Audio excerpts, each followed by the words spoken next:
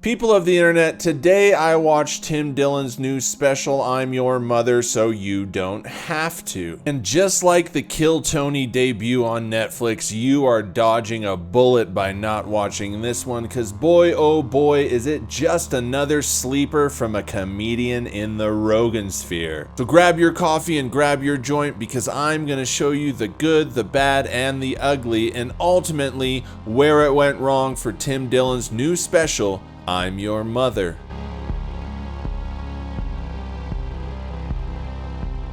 Before I watched the special, I searched the internet for anything I could find about it. I looked for news articles, promotions, videos, reviews, anything I could get my hands on. But unfortunately, after a laborious search, the only things I could find were 3 IMDb reviews and a considerable amount of promotional material from Netflix telling people to watch the show. In fact, the most popular result when you search Tim Dillon's new comedy special is Kevin Spacey and his reprisal of his role on House of Cards to help Tim Dillon promote his new special. And since there was nothing really to read or watch about Tim Dillon's special on the internet, the only thing left to do was to watch it. And when I turned it on, I instantly found the first mistake.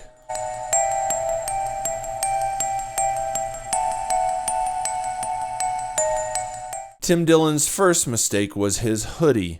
And I know you think I might do some type of fat joke about Tim Dillon and his weather tarp-sized hoodie, but that's not it at all. In fact, the problem with Tim Dillon's hoodie is the length of his drawstrings. For me, those are unusually long drawstrings stretching down to 3/4 of the length of the sweater. And they just had me coming back to them over and over again throughout the special. At any moment, I was wondering if Tim Dillon was going to hang himself, or if that was in fact enough rope to complete all of my summer crafting projects.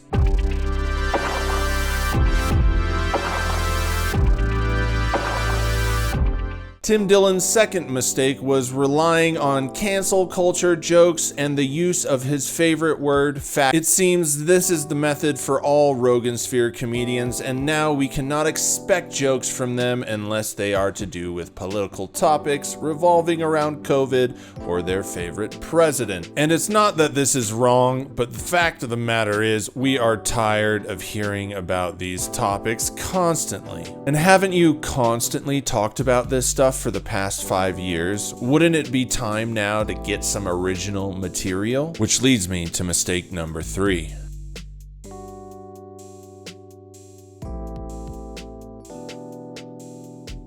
Tim Dillon didn't write anything new. From trans people to white women to LA's homeless, Tim Dillon rehashed old podcast bits and slung them out to the audience as if they were new jokes. On top of the lack of new subject matter, Tim Dillon also looked incredibly unrehearsed. It could seem like Tim Dillon just threw together a special rather quickly to jump in on the cash grab of the Rogansphere comedians and their plot to dominate Netflix and flood it with crappy comedy specials. Is that why Bill Burr went to Hulu?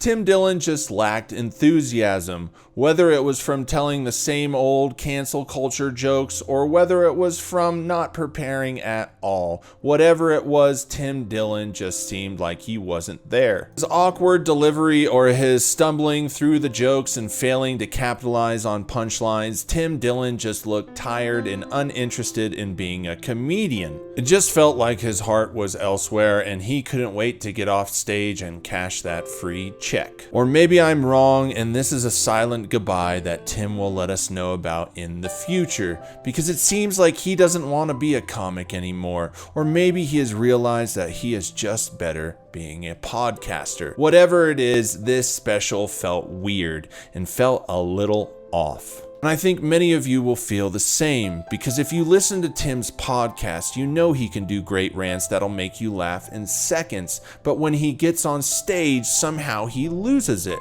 And this is not uncommon in the Rogansphere, because the same can be said of Mark Norman, Theo Vaughn, Joe Rogan, Bert Kreischer. Hell, we could just name them all. They all do better on podcasts. So if you need something to put on in the background while you make dinner because you can't bear to be alone with your thoughts, I think this is a special for you, because you really don't have to listen to it. It is just white noise. If you want a special that'll make you deeply laugh, make you cry, inspire you to do comedy, or even inspire a new love for comedy, then this isn't the special for you, because even Tim isn't inspired. So how the hell could he inspire anyone else?